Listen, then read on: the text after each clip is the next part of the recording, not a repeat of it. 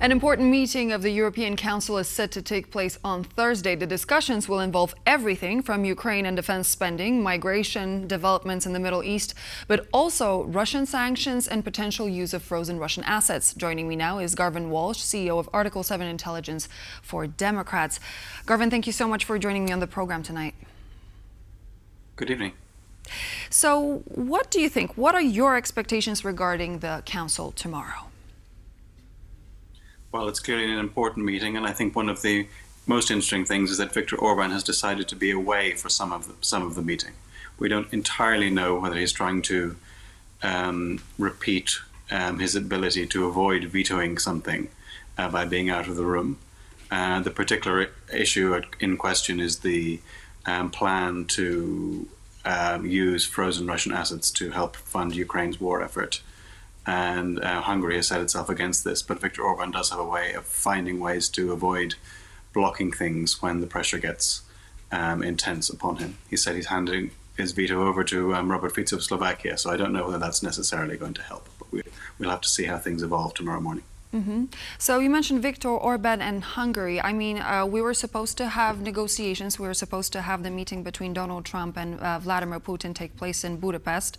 What an interesting place to choose, especially in regards to discussion about Ukraine. It's not happening as of now. Now he is trying to sit on the fence between the European Union and Russia. What does it say about Orban? Where do you think his alliances lay closer to? I think Orban is clearly taking a pro-Kremlin position at the moment. He's continued to block sanctions, to exact a very high price for EU sanctions. He has tried to block all kinds of cooperation over Ukraine. He has not been the only person blocking the use of frozen assets, but he has continually thrown sand in the gears of coordinated European policy. He has rhetorically attacked Ukraine. He has mounted a campaign of propaganda domestically against Volodymyr Zelensky. Russia, at the beginning of the war, it seemed that Hungarian officials were thinking of seeing if Ukraine had been defeated, whether they could find some ways to expand into Transcarpathia, which during the Austro-Hungarian Empire was part of Hungary. So he's generally played a pretty destructive role in this crisis, and he's continued to do that. His foreign minister is actually decorated by the Russian Federation. This has clearly been Orban's game. It's not what he used to think. There were about 20 years ago, he did say that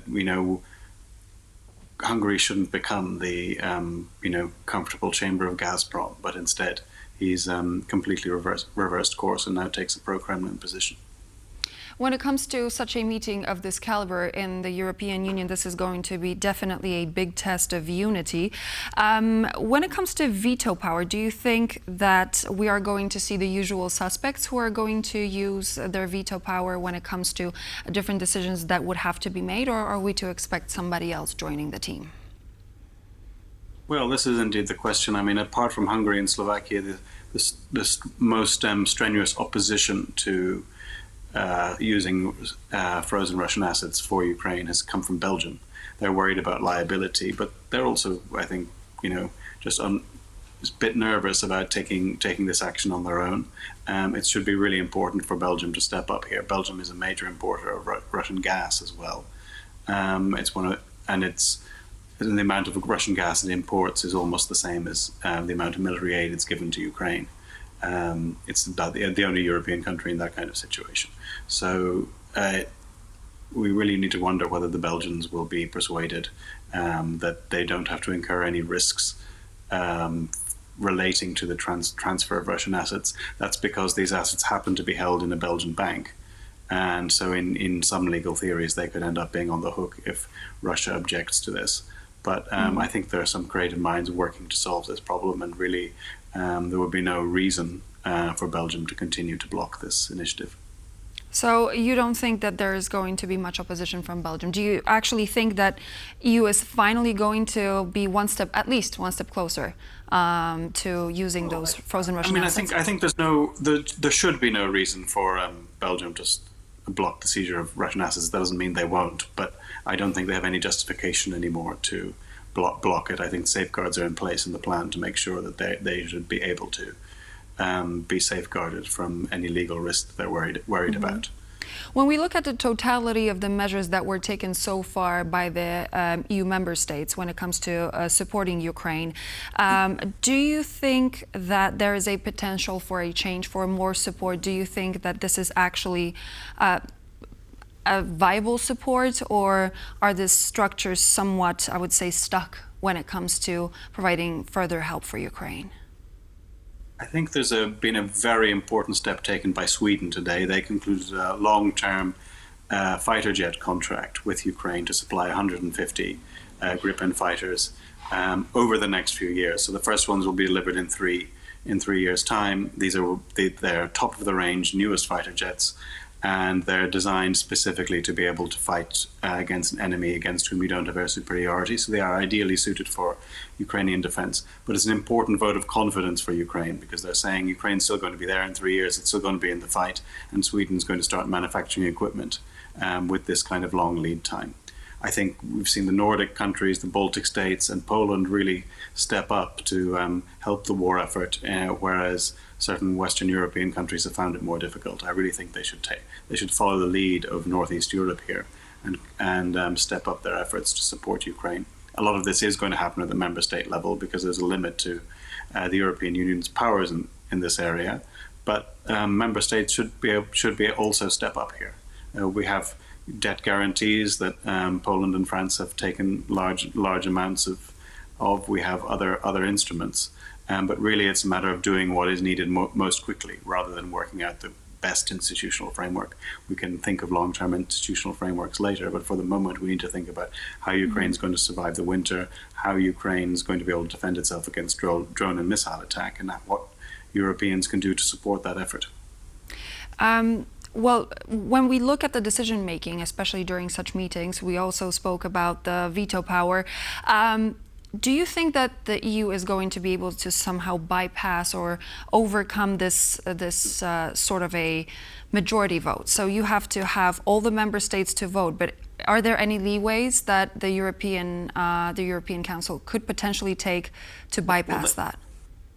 They have something called enhanced cooperation, where a number of member states can decide to go ahead and cooperate more deeply on any issue. The trouble is that needs a unanimous vote before it can be activated. So you need to see if that can happen. They can choose to move to qualified majority. So this is roughly a sort of 3/5 majority of the European Union. They can choose to move to that, but again, only by a majority vote. There's some other things they're doing when it comes to accession. So accession process happen in these things called clusters and chapters. And what they're trying to do now is open as many as possible so that Ukraine and Moldova can make progress without Hungary being able to veto that stage of the proceedings. And finally, and then, of course, whether Hungary will continue to be able to do that or continue to choose to do that after next April's elections is another matter. Viktor Orban is very far behind in the polls, so this problem might get less serious over time. And finally, do you think that after recent statements, different statements, a variety of statements, a selection, so to speak, by Donald Trump in regards to Ukrainian safety and their standing on the battlefield, do you think that this meeting taking place on Thursday is going to push Europe to making slightly different decisions, perhaps, when it comes to its own security and safety? Well, I think Europe needs to just go ahead and use the fact that it's a rich continent with a strong industrial base to build up its own defense, and therefore become less dependent on the United States. Then it will matter significantly less what Trump says, because what Trump says changes every 5 minutes. So let's not worry about that. Let's concentrate on what we can do, which is considerable. There are certain gaps we have to plug, so let's prioritize those, particularly in suppression of enemy air defense and missile defense capability. So let's fill those gaps. Let's support Ukraine ourselves, and let's stop being in a position where we have to worry about what Trump says one day and then the other.